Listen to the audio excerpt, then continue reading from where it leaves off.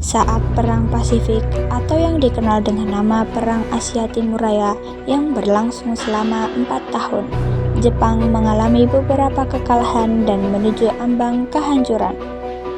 6 Agustus dan 9 Agustus tahun 1945, Hiroshima dan Nagasaki dibom oleh sekutu, membuat Jepang semakin terperosok dalam lubang kekalahan.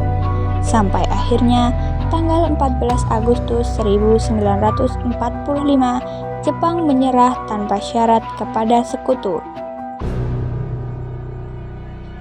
Berita tentang kekalahan tersebut sangat dirahasiakan oleh Jepang. Bahkan, semua stasiun radio disegel oleh Jepang. Tapi ternyata siaran tersebut tertangkap di Indonesia dan Sultan Syahrir mendengarnya.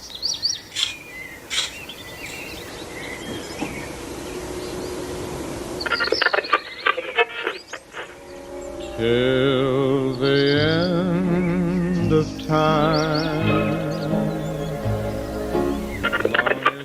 The worst news of the defeat of Japan was surrendered unconditionally to the Allies.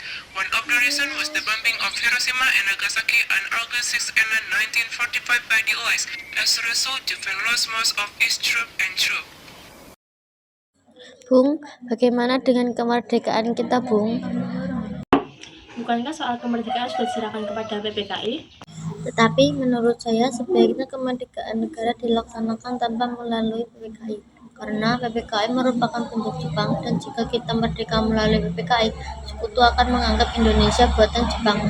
Sebaiknya kita segera memproklamasikan selagi kita dalam masa vacuum of power. Vacuum of power? Saya mendengar dari radio bahwa Jepang telah menyerah pada sekutu. Jadi ini adalah kesempatan yang baik untuk kita memproklamasikan kemerdekaan sebelum sekutu datang. Bung Hatta dan Sultan Syahrir pun pergi ke rumah Bung Karno untuk memintanya memproklamasikan kemerdekaan. Namun, Bung Karno merasa tidak berhak untuk memproklamasikan kemerdekaan karena menurut Bung Karno, yang berhak memproklamasikan kemerdekaan adalah PPKI. Pada tanggal 15 Agustus 1945, pukul 10 malam di rumah Soekarno, berkumpullah para pemuda yang mendesak Bung Karno untuk memproklamasikan kemerdekaan Indonesia.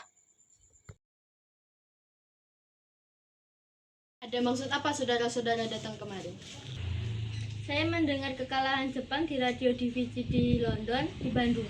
Itu kami golongan pemuda mengadakan rapat tadi siang dan hasilnya semua setuju agar Bung Hatta dan Bung Karno segera menyusul kemerdekaan Indonesia.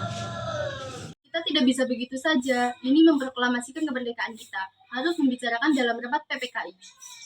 Kita tidak bisa mempercayai PPKI karena PPKI bentukan Jepang. Dan kemerdekaan Indonesia bukanlah dari bangsa lain, melainkan dari bangsa kita sendiri.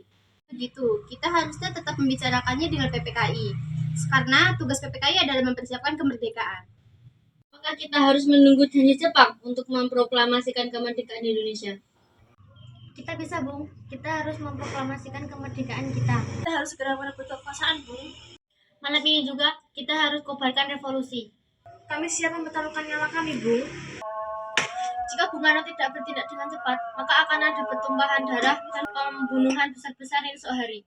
Ini barang leherku. Silahkan seret ke pojok dan potonglah malam ini juga. Tidak usah menunggu esok hari. Golongan muda yang tidak dituruti keinginannya untuk segera memproklamasikan kemerdekaan membawa Soekarno dan Hatta ke Rengas Dengklok untuk diasingkan.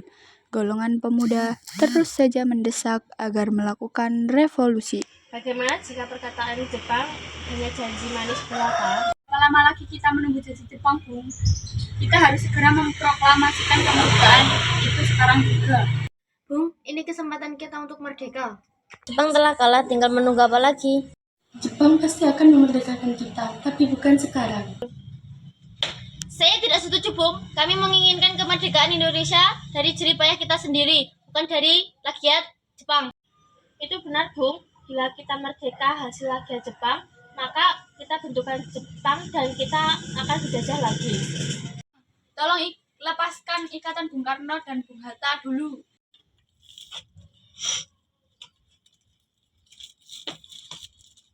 Bung Karno, Bung Hatta, kami belum mempertimbangkan masalah ini dengan baik. Tapi saya yakin kita dapat mempertimbangkan dan memanfaatkan situasi ini. Kesempatan tidak datang dua kali, Bung. Kalau kita bisa, apakah semua ini kita mungkin lakukan? Tentu mungkin, Bung, asal kita berusaha. Lagi pula, pemuda di Jakarta juga menyusun strategi pertahanan untuk mencegah serangan. Baiklah, kita akan memproklamasikan kemerdekaan ini. Soekarno dan Muhammad Hatta akhirnya setuju untuk memproklamasikan kemerdekaan Indonesia. Rumusan teks proklamasi ditulis oleh Soekarno di rumah Laksamana Maeda dan diketik oleh Sayuti Melik.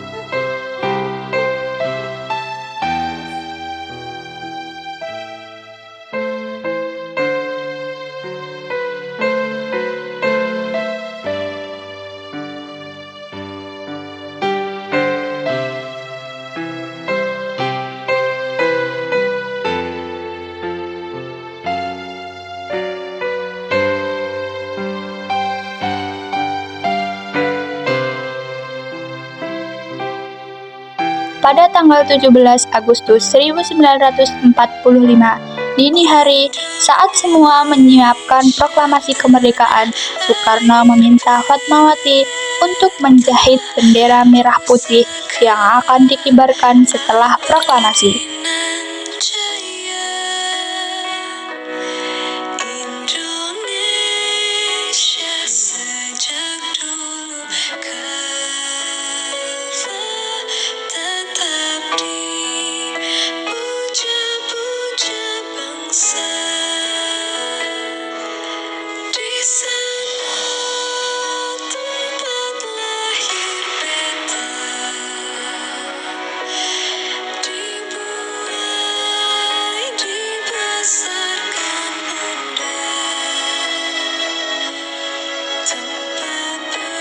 Akhirnya, proklamasi kemerdekaan dibacakan oleh Insinyur Soekarno di depan rumahnya di Jalan Pegangsaan Timur, nomor 56 Jakarta pada bulan Ramadan pukul 10 pagi hari Jumat, tanggal 10 Agustus 1945.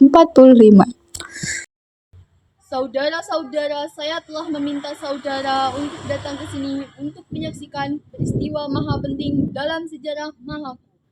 Beratus-ratus tahun bangsa kita berjuang untuk merdeka, mengorbankan beribu-ribu nyawa. Kita jatuh bangun menyusun kekuatan untuk menggapai cita-cita Indonesia. Semalam kami para pemuka rakyat Indonesia dari berbagai penjuru Nusantara bergabung untuk memusyawarahkan kemerdekaan bangsa kita.